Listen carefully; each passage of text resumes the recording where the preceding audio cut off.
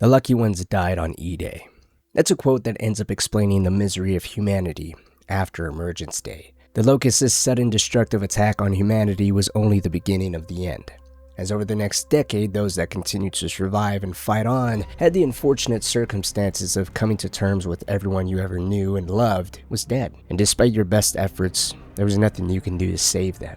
In this video, I want to explain the magnitude of Emergence Day, or E-Day, as well as cover some things shared within the recent trailers, lining them up with the books and providing my opinion on some alterations that may or may not significantly impact the story and how things play out. Because this is effectively the end of the world. Within Gears of War lore, within the first wave of attacks, a quarter of the planet's total population was believed to be killed. That's jaw-dropping to say the least. To think an entire 25% of a globe wiped in just a few hours is hard to fathom. But what made it all so much worse was the circumstances surrounding it. The world was finally learning what peace was. 6 weeks before the Locust attack, the Pendulum Wars finally came to an end. The Pendulum Wars was an 80-year-long conflict between humanity's two superpowers fighting over what was believed to be a limitless energy source known as emulsion. In the end, the COG, or Coalition of Order Governments, ended up winning by launching what was referred to as Operation Leveler. This was a secret attack on an avionics and guidance system facility developing aerospace components. Secretly, though, this facility was now housing a revolutionary orbital weapon system that was projected to be fully operational within a year. This system would eventually go on to be known as the Hammer of Dawn. The COG, despite the entire attack almost falling apart near the end, would succeed in stealing the weapon and go on to use it against the UIR later, becoming a major component as to why the UIR would end up capitulating. There's many more details surrounding it, as apart from the taking of the Hammer of Dawn information and destroying the UIR's backups, the operation was the testing bench for the commando squad Victor Hoffman was pushing for, believing Gears should be in charge of their own intelligence reports and gathering and not be part of a different branch within the military. It would also end up being the squad that would go on to make Dom a war hero. Speaking of war heroes, Marcus would be praised for the actions he took during Operation Leveler and would go on to witness the death of Carlos Santiago, Marcus's childhood friend and Dom's older brother. Prior to E-Day showing us the scene of Dom and Marcus in a bar saving a spot for Carlos and honoring his memory, he had never been shown or talked about outside of the books in one particular comic book, which means this game has to not only fill in the many gaps we are missing on E-Day and the events that transpired during the first 3 days, which is the length this game takes place in, but also has to explain the foundation of Marcus and Dom's relationship. During the showcase, the devs mentioned Carlos died in combat during a moment of sacrifice, and without him, the relationship between Dom and Marcus is distant. That's actually fairly true. Marcus seen Carlos get killed, and to him, Carlos was the closest thing he ever actually had to a brother. Not to say he wasn't close to Dom, just that Carlos was closer to Marcus in age, and Carlos was the person that Marcus actually met first. He met him at 10 years old at his first day of school. They ended up building this bond off of basically getting into a fight together, and Carlos just doing his best to genuinely get to know Marcus and not try to get any monetary value out of Marcus because he was coming from a very rich, well-established family. I'd describe his personality as caring like Dom, but also easily bored, loving the life of being a gear. In the scene of the books, which would be amazing if we see a flashback or it actually play out within the game, Carlos does have a pretty gruesome and terribly sad death. He ends up taking a couple of gears with him to take out an ASP, and during this charge he ends up getting hit a few times with some rounds big enough to almost completely slice him in half. From a distance, Bernie Mataki was able to see through her rifle scope that he was laid out on his side with one arm extended as if he was trying to crawl. His other hand was clutching his insides in an attempt to keep them within his abdomen as he was laying within a pool of his own blood. Thinking it was cruel that he was even still conscious, she did consider a mercy headshot to end his suffering and stop Marcus from running to him because it would have been a suicidal charge, as Carlos was on the center of a bridge as UIR troops began to come closer and closer. In the end, Carlos's final words was a series of apologies for letting Marcus down, blowing it, getting 2 gears killed with him, and finally he begged Marcus to promise him to look after Dom, that Dom was his little brother too. The last 2 things he said to Marcus was Dom was our little brother, and not to come for him because he'll die too. Then he pulled the pin out of a grenade and blew himself up with a vital bridge that cut off UIR reinforcements. I did a full video on Operation Leveler if you want to check that out, and even a full video on Carlos. But the point here being that due to the gruesome nature of his death and just not wanting to talk about it, Marcus never told Dom how Carlos died, and he became quieter after Carlos's passing. But in his own way, he did hold Dom closer than ever before. He bottled up his feelings, talked less, but did keep a close eye on Dom and always checked in, making sure that anything he needed was taken care of, or how even Maria was doing, which within the trailer we also see Dom talking to Maria on the phone. Love you, baby. While it may be uplifting to finally see Maria happy and healthy, I hate to break it to you, but E-Day's not a good day for the Santiago family. Earlier in the morning, Maria sent out her and Dom's 2 children to spend the day with her parents so she and Dom can have some alone time. As luck would have it, later on when the Locust attacked, Maria's parents were unfortunately killed, while their 2 children, Benedicto, named in honor of Carlos, as that was his middle name, and their daughter Sylvia were swallowed by an e-hole and fell to their deaths. Because of this, Maria and Dom were never able to retrieve the bodies of their children, so they weren't able to bury them, and that toll over time would go on to eat at Maria more and more. Eventually, she would go on to be diagnosed with depression and PTSD over these events, attending counseling sessions and taking antidepressant medication. Now, because the E-Day trailer shows that Dom is in the city of Colona with Marcus, it does raise the question of if they stick to that explanation and timeline or not. And if they do, how is it going to pan out? I'm going to assume as Marcus and Dom move through Colona, news reports on attacks all over the COG are caught here and there. And I say that because if you look closely, the news is being reported on in various stages throughout the trailers and gameplay reveals. As of now, the campaign is said to be about 14 hours long, the longest of any Gears of War campaign to date, and I'm really eager to see how they handle the relationship between Marcus and Dom, if they get any moments to reflect on how the events of E-Day would feel or be like if Carlos was still alive, adding even more to that feeling of the world truly is ending here, as well as how far the mental state of Maria goes with Dom's concerns over her, if they even show them being together or not, as there is a possibility we don't get that and instead get Dom and Marcus attempting to save as many people as they can while trying to understand what exactly it is they are facing, while the thought of Maria and the kids are brought up, just being pushed to the side due to the immediate threats that are in front of them, at the very least having Marcus reaffirm Dom that they are all okay. Through the little dialogue we get primarily of Marcus speaking to Ty, commenting on this being a nightmare, and somber music plays in the background.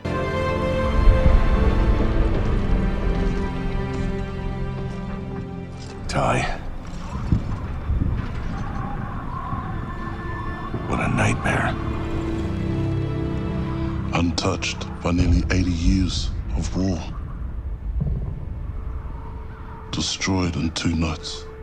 Marcus has always had this overpowering emotions when it came to losing people. Feeling helpless on not being able to save that one gear, that one person. There's even moments in the books where, because of his father's high position within the COG, which some of the E-Day showcase gives us a moment where Marcus is presenting himself and sharing his next of kin and his relationship to Adam Phoenix's father. Really doubling down on him being a fresh-faced gear, or at least fresh-faced by comparison of what we know after decades of non-stop fighting. It also gives us an insight into how the COG, while it's still up and running, operates. But as I was saying within the book, Jacinto's Revenant, Marcus is favored to be saved before the Hammer of Dawn strikes and is meant to get on a King Raven and brought back to safety to make sure he ultimately isn't killed by the orbital strikes that are called down on the planet. For extra context for those unaware, the reason the world is so empty in Gears 1 through 3 is because while the Locusts were killing people at an alarming rate, the COG's high command within only a year of E-Day believed humanity had a total of 1 month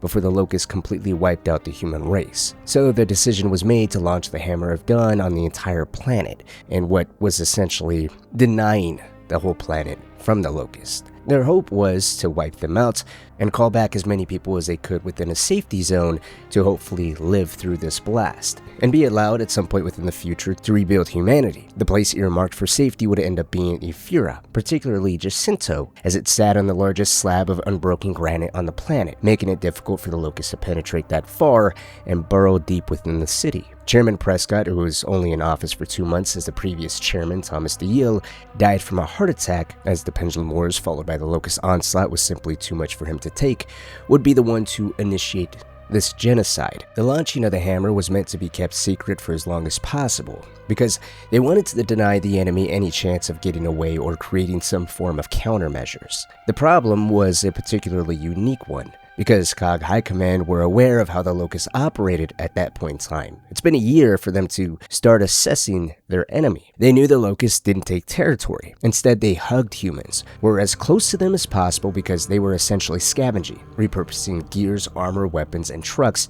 and using it all against them. Once a city was completely stripped clean, then they moved on. And this added to the decision to deploy the hammer because they knew these monsters' war efforts was basically being funded by humans. In the trailer, we hear Marcus and Dom acknowledge the Locust can talk and are using their weapons against them. They shoot, they make weapons, they fucking talk, Marcus.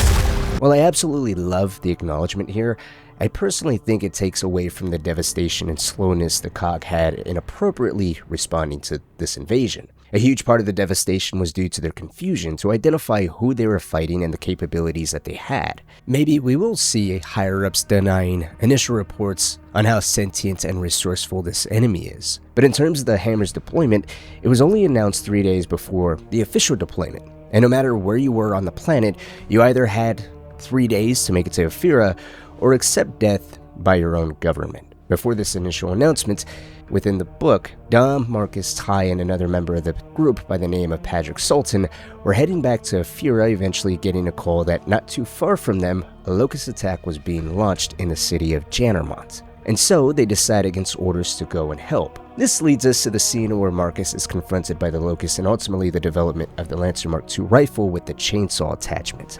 Now, really quickly, I do want to emphasize how awesome it is presented within the trailer. I really don't mean to take away from it. It is phenomenal, and I love the fact that we're going to see it at all. I just wanted to point out the differences in how they could deviate. Within the books, it's been a year. Dom, Marcus, Ty, and Patrick have been fighting the Locust. As they arrive at the grocery store, the same scene that this takes place in, the four of them snap into positions without even having to communicate with each other. Dom, Ty, and Marcus all direct civilians to get down and escape as they're being attacked by the Locust, and the four of them immediately start setting up killing zones. It becomes second nature to them. They have over a year of built-up anger and hatred after witnessing so many people die and entire cities just collapse right in front of them, as we see within the trailer. There's even moments where Dom takes pleasure in killing some of the Locusts, venting about the state of mind that they basically pushed his wife into and how he misses his 2 children and his parents, and there's a lot of built-up anger and rage. Speaking of which, this scene right here with the Locust slowly creeping up to this gear is also kind of canon. There's a personal monologue shared that as they're pulling up to the grocery store, they note that flames are leaping from the roof, the front glass windows are completely blown out, but also it appeared as if the Locusts were purposely stalking and terrorizing people within the grocery store. There were notes that no one can identify what exactly the Locusts ate in order to keep themselves alive, so the fact that they were preying on people at the grocery store created this extra hatred of they were intentionally terrorizing people, like predators lying in wait, waiting for prey to come to a watering hole. They waited for people to come out of hiding, go into grocery stores, collect food, water, any type of supplies, and then that's when they would attack them. In the particular scene of these 4 gears coming up to the grocery store, it seemed as if these Locusts were really taking pleasure in stalking the people and intentionally terrifying them. And so to me, this shot of the Locusts slowly creeping up to the gear does pay a little homage to that perception. So while the grocery store setting is accurate, the city is different, and the timeline in which this happens in is condensed significantly. And then of course the people involved are different as well. And then we come to the scene where Marcus is confronted with the Locust. In the book, the gun does jam as it does within the gameplay reveal. The difference is, in the gameplay reveal, the bayonet tip gets broken off and does stay within the Locust's hide. Marcus then reaches for his pistol, misses a shot, drops his pistol, and then the Locust scratches his face, giving us the background behind that iconic scar on his lip. The scene also does appear to add to the notion that the Locusts are really taking pleasure in what it is that they're doing. Marcus calls for Dom, who's busy fighting off other Locusts, and as Marcus is about to pass out, Ty shows up, saving Marcus by slicing the drone in half while saying, The world is full of weapons, waiting to be used. Ty's words are accurate to the book, and how Marcus is saved is as well. The differences here, beginning with the minor one, is in the book, he bayoneted the Locust 3 times, with the 4th time, the blade ends up breaking off and just flying out. He goes to reach for his knife, not his pistol, and where the gameplay reveal shows us that Dom is distracted fighting off other Locusts. In the book, Dom and Ty actually witness all of this happening, but neither Ty or Dom can get a clean shot on the Locust because they're all too close. And so it becomes this moment of Dom actually watching Marcus see his life flash before his eyes as his eyes begin to flicker. And then that's when Ty shows up, slices the drone in half, and then says, The world is full of weapons, waiting to be used. While it may seem minor, I point this out because after the failure of the bayonet to break through the Locust hide, Marcus goes to his father and explains they need to update their arsenal as their weapons failed again. He brought the idea of a powered saw to his father, Adam Phoenix, which comes into the next emotional portion of Marcus's life, his strained relationship with his father. Ever since Marcus's mother died, they were never able to properly talk or sit down and see eye to eye. Carlos always pushed him to talk with his father and hash things out, further emphasizing just how important Carlos really was within Marcus's life, being able to identify that both Adam and Marcus clearly cared about each other, but neither one of them ever learned how to bring up difficult topics to the other, so they just postponed them. Adam himself is of course a huge component that could be talked about forever, as he knew of the Locusts existing and wrestled with his conscience for years because he never told anyone that they existed, and he knew why the Locusts were attacking, which was a giant mystery to everybody else. Before the hammer is deployed, as Marcus shares the bayonet failed, Marcus, Dom, Maria, and Adam are all at the Phoenix estate. Dom is worried for Maria, who was taking daily walks in some trance-like state hoping to find her two children, while Adam was wrestling with the fact his weapon, the Hammer of Dawn, was effectively going to be used to kill millions of people off of a secret he kept to himself. He also worries nonstop about Marcus, who's fighting every single day, and seeing him rapidly age and become more and more quiet over the death and loss that he continues to experience on the front lines. And then the hammer is deployed. Without getting too distracted on the hammer's deployment, the short version is days after the hammer's deployment, the sky was described as charcoal gray. All aircraft was still grinded to a halt because the airborne debris was so thick it just clogged up all thrusters and filters, including the filters within Gear's helmets. The debris that was airborne was a mixture of burning buildings, dead bodies, chemicals of everything that was just incinerated, and there was fires miles outside of Ephyra, which completely shocked Gears that were on patrols, searching for survivors or any sign of life. But the reason I bring this up is because there was a thick layer of soot on the ground to the point where it was very slippery for Gears to move around within even the city of Ephyra, let alone outside the city limits. The world had this seemingly permanent somber tone after everyone was annihilated, especially since it was so difficult to see each other. But the crazier part is just the effect that it had on some Gears that witnessed the aftermath of the hammer's deployment. Patrick Sultan, for example, was a sniper during the Pendulum Wars.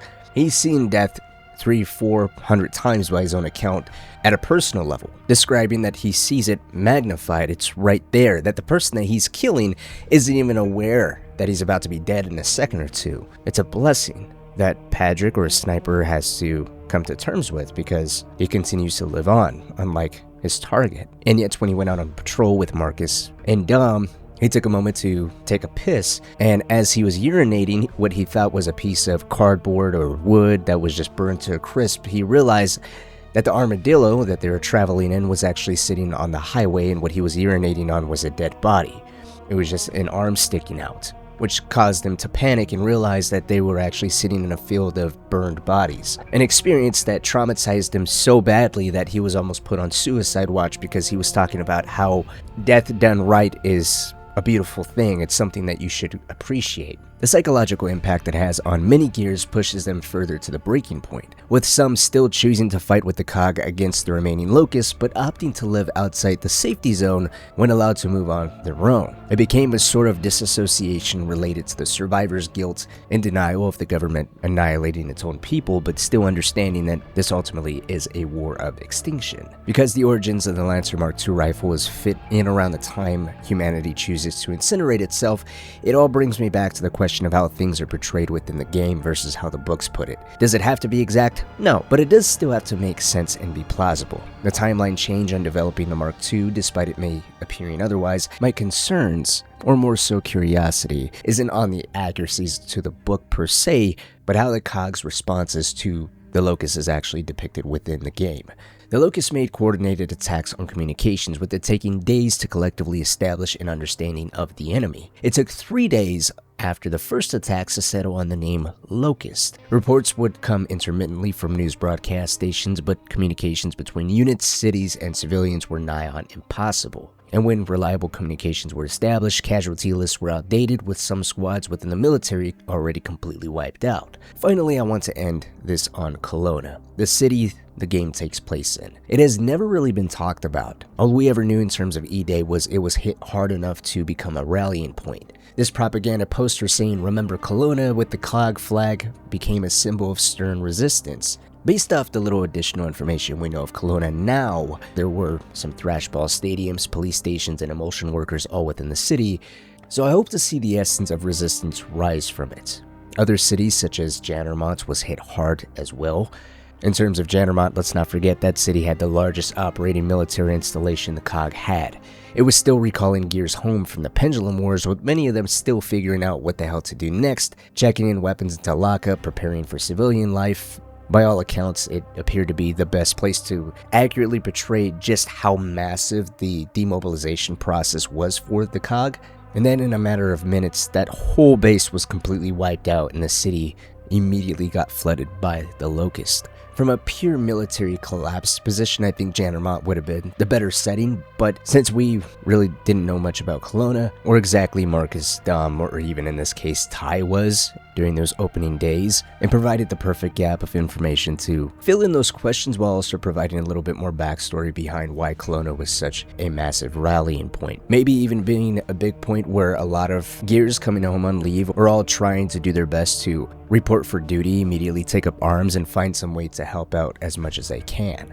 As I do have a lot of excitement and hype for this game, this world was filled with people hurting, a world healing and teaching itself to no longer take up arms as the time to defend its own race comes up, and hence the lucky ones died on E-Day has to be this underlying feeling many experience. Anyways, I just wanted to talk about Gears again. I have some more lore videos in the works. In the meantime, for E-Day retelling that's loyal to the books, Operation Leveler, the deployment of the Hammer of Dawn against humanity, Marcus's origins, and so much more, including the final battle that cost Marcus his freedom, setting him up for a court-martial trial right before he's sent to prison, which leads up directly to the beginning of the first Gears of War game.